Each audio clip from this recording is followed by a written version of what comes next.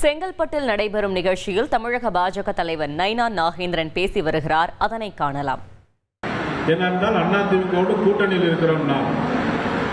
ஆக கூட்டணி பேச்சுவார்த்தை எல்லாம் முடிந்து யாருக்கு எத்தனை சீட் என்பதை கருத்தில் கொண்டு அதன் பிறகுதான் அதை நான் உரியாக சொல்ல முடியுமே தவிர 40 டால்பின் சொல்லி சொன்னதை அதை இப்பொழுது நாம் அதில் கருத்தில் கொள்ளக்கூடாது என்று சொல்லிக்கொண்டு, அதே மாதிரி நம்மளுடைய இங்கே வந்திருக்க ஒவ்வொருவரும் பொறுப்பாளர்கள், மண்டல பொறுப்பாளர், கிளையக பொறுப்பாளர்.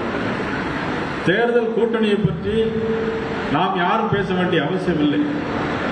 இது உள்துறை அமைச்சர் அமித்ஷா அவர்களும் அண்ணன் EPS அவர்களும் பேசிக் கொள்வார்கள்.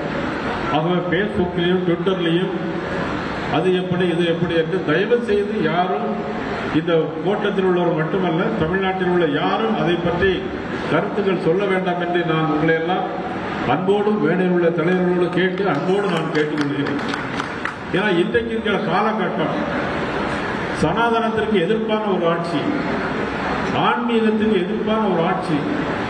இந்த ஆட்சி தமிழ்நாட்டில் இருக்கக்கூடாது என்பதுதான் நம்முடைய குறிக்கோளாக, நம்முடைய லட்சியமாக இருக்க வேண்டுமே தவிர வேறு எந்த சிந்தனையும் நாம் ஈடுபடக்கூடாது.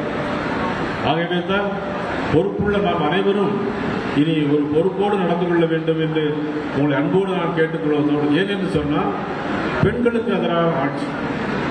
அமைச்சர் பொன்முடி அவர்கள் பேசியது விரும்பத்தகாத ஒன்று மட்டுமல்ல, மிகவும் மோசமாக நீதிமன்றமே இன்னைக்கு அதற்கான கண்டனத்தை தெரிவித்திருக்கிறது. அதற்காக மாநிலம் முழுவதும் மகளிரினுடைய ஆர்ப்பாட்டங்கள் தொடர வேண்டும். அதற்கான அறிவிப்புகள் வெகு விரைவில் வரும் என்பதை கேட்டுக்கொண்டு, நேஷனல் ஹெரால்டு வழக்கில் காங்கிரஸ் கட்சியினுடைய தலைவி சோனியா காந்தியும் ராகுல் காந்தியும் அதில் ஈடுபட்டிருக்கிறார். அதில் 2000 கோடி ரூபாய்க்கு மேலே ஊழல் இருக்கிறது. அது ஒரு கட்சியினுடைய பணத்தை யாரும் உங்களுடைய பணிகள் அயராது உழைக்க வேண்டும் என்றால் எதிரி சாதாரணமான அல்ல, ஆளுங்கட்சியாக இருக்கிறார். நீங்கள் பேஸ்புக்கில் ஒன்று போட்டாலே ட்விட்டரில் போட்டாலே உங்களை கைது பண்ணக்கூடிய சூழ்நிலையில் இன்னைக்கு இருக்கிறார்கள்.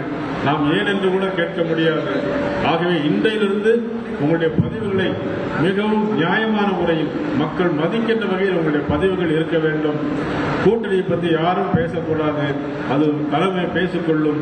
உங்களில் ஒருவராக இருந்து உங்கள் வீட்டு பிள்ளைகளில் ஒருவராக நான் என்றென்றும் இருப்பேன், உங்களுக்காக துணை நிற்பேன் என்பதை நேரத்திலே சொல்லி வாய்ப்புக்கு நன்றி கூறி மீண்டும் ஒரு முறை வினோய் செல்லும் அவர்களுக்கும் நமது ரகுராமன் அவர்களுக்கும் 30 கிலோமீட்டர் கொடி கட்டி பதாகைகள் வைத்த அவர்களுக்கு தோளோடு நின்று தோல் உழைத்த